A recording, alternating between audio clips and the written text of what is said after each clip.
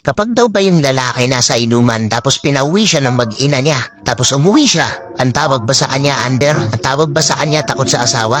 Ito kadalasan nagiging buyuan ng mga tropa kapag kagaling ka sa inuman, tapos pinauwi ka ng asawa mo, tapos pumayag kang umuwi. Sasabihin sa'yo ng mga kainuman mo, ano ba yan? Under ka ba?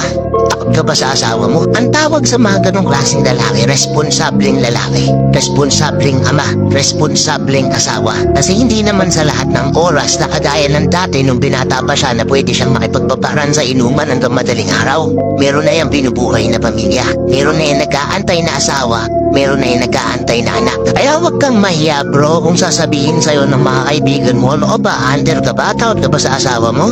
Tumahiya dun. Hindi nakakahiya yun. Pinapakita mo lang sa kanila na responsable kang lalaki. Kaya kayo mga madam, tatanungin ko kayo, responsable ng lalaki ba yung napangasawa nyo? Comment nyo nga dito. Let's go. Where you going? Home. Where's home?